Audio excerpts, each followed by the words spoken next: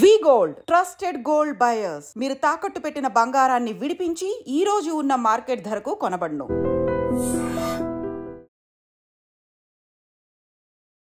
Welcome to iDream. నేను మీ భవ్య. అప్పుల్లో మంచి అప్పులు ఉంటాయి, చెడ్డ అప్పులు ఉంటాయి.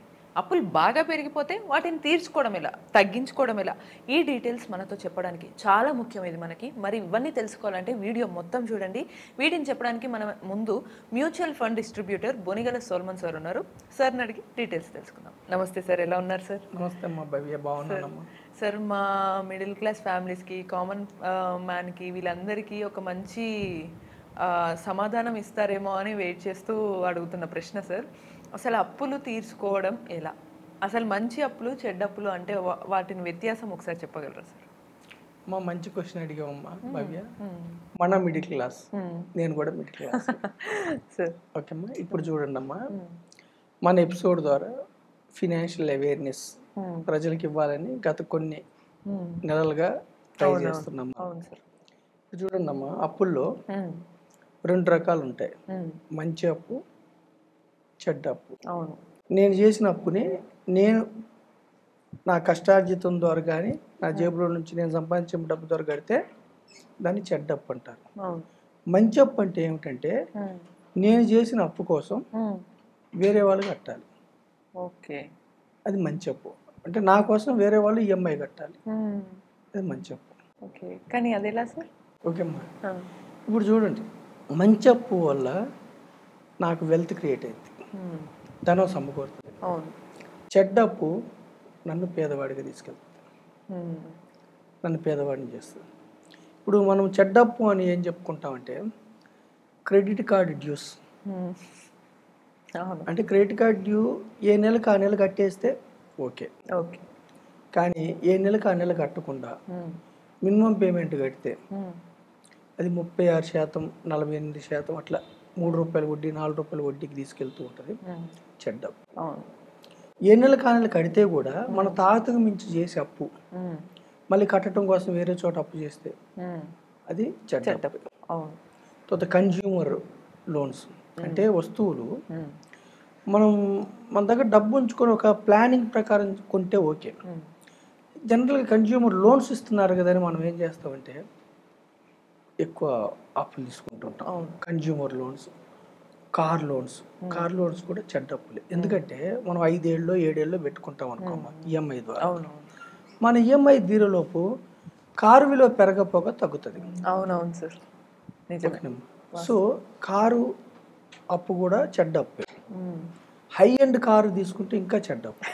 అవును, ఓకేనమ్మా. అయితే వీటిలన్నిటిలో పోలిస్తే ఈవెన్ హౌసింగ్ లోన్ అప్పు కూడా నేనే కడితే, హౌసింగ్ లోన్ కూడా నేనే తీసుకొని నేనే ఈఎంఐ కడితే ఒక విధంగా చెడ్డ అప్పే.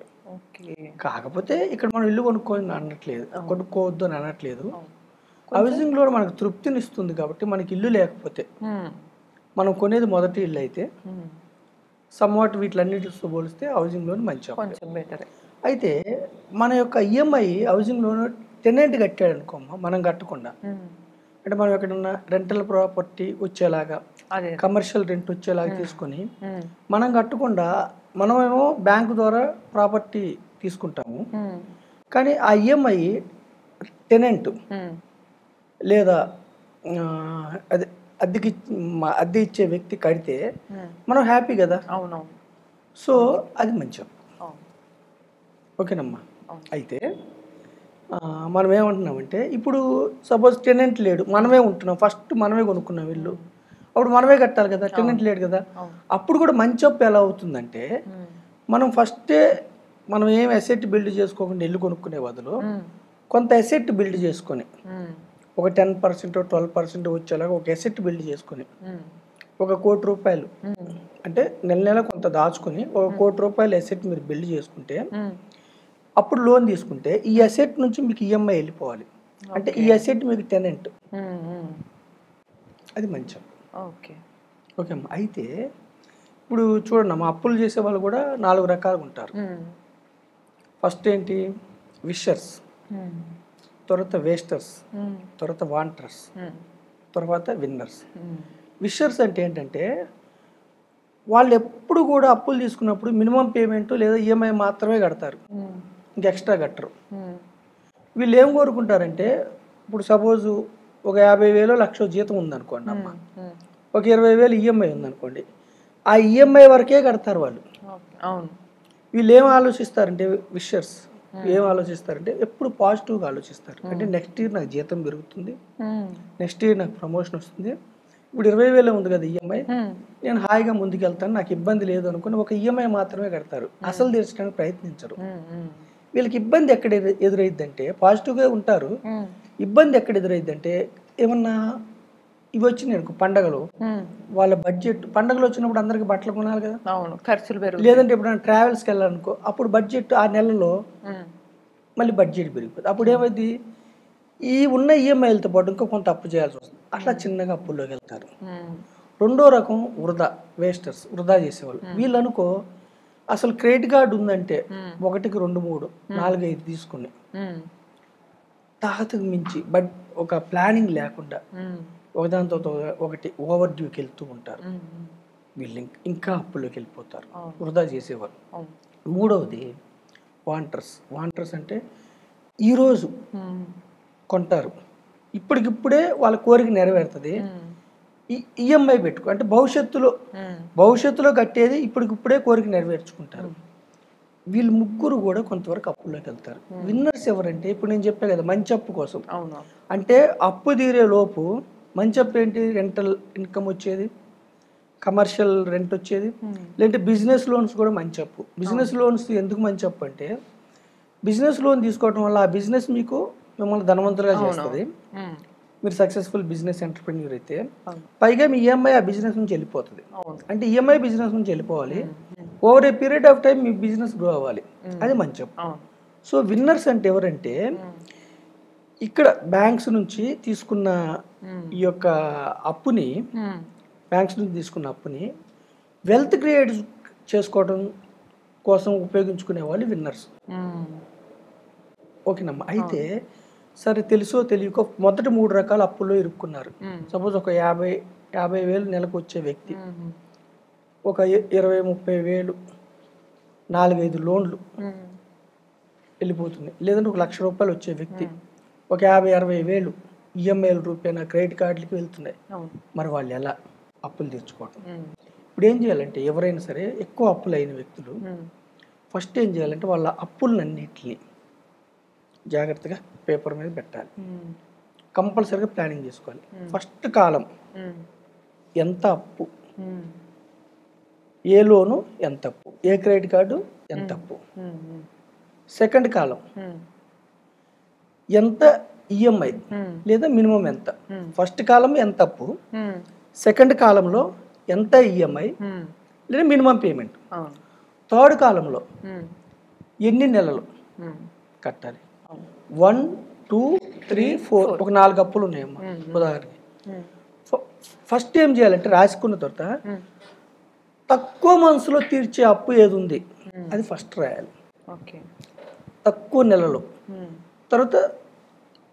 తర్వాత నెక్స్ట్ ఎన్ని నెలలు, థర్డ్, అట్లా 1, 2, 3, 4 తొందరగా ఏ అప్పు క్లోజ్ అయితే అది ఫస్ట్ రాయాలి.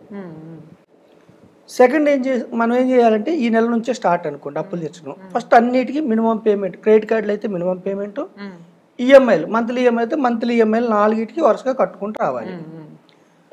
థర్డ్ ఎన్ని నెలలు అని అనుకున్నాం కదా. అయితే అప్పులు తీర్చాలని సీరియస్గా అప్పుల ఊబిలో మీరు కూరుకొని పోయి ఉంటే కంపల్సరిగా 50,000 వచ్చేవేళ అయితే ఒక 10,000 అడిషనల్ ఇన్కమ్ వచ్చేలాగా మీరు ప్లాన్ చేసుకోవాలి.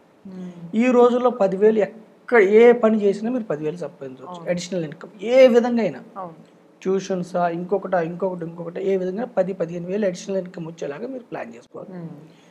ప్రతి నెల మీరు మినిమం అమౌంట్ లేదంటే ఈఎంఐలు కట్టి అడిషనల్ అమౌంట్ని ఫస్ట్ అప్పుకి కట్టాలి. మీరు అడిషనల్గా మంత్లీ 10,000 15,000 మీరు సంపాదిస్తున్నారు కదమ్మా మొదట. అలా ఒక 6 నెలల్లో 1 year 15 months 18 months అయితే మొదట అప్పు తీరిపోవాలి. తీరిపోయిన తర్వాత మీకు మీరే కంగ్రాచులేషన్స్ ఫస్ట్ అప్పు కంప్లీటెడ్. సెకండ్ అప్పు నుంచి మళ్ళీ ఏం చేయాలి, ఫస్ట్ అప్పు కట్టిన మినిమం అమౌంట్ లేదా ఈఎంఐ అడిషనల్ అమౌంట్ మళ్ళీ సెకండ్ అప్కి మినిమం ఉంది కదా, ఇది సెకండ్ అప్కి స్టార్ట్ చేయాలి. ఓకే అమ్మా. ఇది కూడా ఒక 6 నెలల్లో 1 year 18 months మీరు ప్లాన్ చేసుకోవాలి, తీర్చేయాలి. అంటే అడిషనల్ ఇన్కమ్ వచ్చే పనిని మీరు ఆపకూడదు. ఫస్ట్ అప్పు తీర్చిన తర్వాత ఫస్ట్ అప్పు కట్టే మినిమం అమౌంట్, లేదంటే ఈఎంఐ, ఫస్ట్ అప్పు కట్టిన ఎక్స్ట్రా అమౌంట్, మళ్ళీ సెకండ్ అప్పు కడుతున్న ఈఎంఐ లేదా మినిమం అమౌంట్, మళ్ళీ సెకండ్ కట్. ఇది కూడా ఒక 1 yearకి ఏమో కంగ్రాచులేషన్స్. తర్వాత ఫస్ట్ అప్పు కట్టిన మినిమం అడిషనల్ అమౌంట్, సెకండ్ అప్పు కట్టిన మినిమం అడిషనల్, మళ్ళీ థర్డ్కి, ఫోర్త్కి. ఇలా మీరు ఒక 2-3 ఏళ్లలో అప్పుల నుంచి బయటపడవచ్చు ప్లానింగ్ చేసుకుంటే. కానీ బట్ సీరియస్, వెరీ సీరియస్. 4 అప్పులు ఉన్నాయి, 4 అప్పులు తీర్చిన తర్వాత 5th అప్పు ఇక మీకు అప్పు లేదు, కానీ మీకు మీరే అప్పు అనుకోండి. మీ అకౌంట్లో ఈ 4 కడుతున్న అమౌంట్ని మీ అకౌంట్లో పెట్టండి. పెట్టిన తర్వాత ఒక ఎమర్జెన్సీ ఫండ్ లాగా క్రియేట్ చేసుకొని స్టార్ట్ ఇన్వెస్టింగ్. ఒక 1-2 years మీరు ఇన్వెస్ట్మెంట్ మొదలు పెడితే మీకు భరోసా వస్తుంది, ఆర్థిక భరోసా వస్తుంది. ఓకే అమ్మా. సో మన ప్రజలు ఏం చేయాలంటే, మీ చేతిలో నుంచి డబ్బును బయటకు తీసుకెళ్తే, మీ జేబులోంచి డబ్బుని బయటకు తీసుకెళ్తే అది చెడ్డ అప్పు. మీరు చేసిన అప్పు కోసం వేరే వాళ్ళు పేమెంట్ చేస్తే అది మంచి అప్పు. కొన్ని ఎలా ఉంటాయి అంటే రియల్ ఎస్టేట్ అప్పులు కానీ, లేదా అసెట్ బిల్డ్ అయ్యే ఇన్వెస్ట్మెంట్ అప్పులు కానీ ఎలా ఉంటాయంటే, మీరు అప్పు చేస్తే కూడా మీరు ఈఎంఐ తీరే లోపు మీరు ఇన్వెస్ట్ చేసిన దగ్గర మీరు ఈఎంఐ ద్వారా ఒక 5 లక్షలు కట్టారనుకోండి అమ్మా, మీ అసెట్ రియల్ ఎస్టేట్ కావచ్చు, రెంటల్ కావచ్చు, ఇంకోటి కమర్షియల్ కావచ్చు, ఇంకోటి కావచ్చు, ఈక్విటీస్ కావచ్చు, వాట్ ఎవర్, ఇది 10 లక్షలు అయింది అనుకో, మీరు కట్టిన అమౌంట్ కంటే ఇది ఎక్కువ బిల్డ్ చేసింది కాబట్టి ఇది మంచి అప్పు అవుద్ది. ఈ డిఫరెన్స్ని మీరు తెలుసుకొని ఒకవేళ అప్పుల ఊపిలో మీరు కూరుకుపోయి ఉంటే జాగ్రత్తగా మీరు పేపర్ మీద పెట్టి ఒక చిత్తశుద్ధితో మీరు తీర్చుకోగలిగితే తీర్చుకోవచ్చు. అయితే ఇక్కడ మనం ఎందుకు తక్కువ మనసులో తీరే అప్పును ముందు చెప్పామంటే మీకు భరోసా వస్తుంది, కంగ్రాచులేషన్. అయితే ఇక్కడ బరువు కూడా తగ్గుతుంది. తక్కువ మనసు తీరే అప్పు కాకుండా ఒక్కొక్కసారి ఎక్కువ ఇంట్రెస్ట్ రేట్ ఉన్న అప్పును కూడా ముందు తీర్చడం ప్లాన్ చేయొచ్చు. పర్సన్ టు పర్సన్ డిఫరెన్స్ ఉంటుంది. ఈ యొక్క డిఫరెన్స్ని అర్థం చేసుకుని ప్రజలు అప్పుల ఊబి నుంచి బయటికి పడాలని మీ ద్వారా నేను కోరుకుంటున్నాను. సూపర్ సార్, చాలా క్లియర్గా చెప్పారు. సో చూసారు కదా, మనకి అప్పులు ఉండడం ఓకే, అవి ఉన్నప్పుడు గాబరా పడి ఈ కన్ఫ్యూజన్ వల్ల ఈ క్లారిటీ అనేది మిస్ అవుతాం. దాన్ని ఎలా చేయాలని సార్ చాలా డీటెయిల్గా చెప్పారు. ఇలానే మరిన్ని ఇన్ఫర్మేటివ్ టాపిక్స్ కోసం కీప్ వాచింగ్ ఇట్.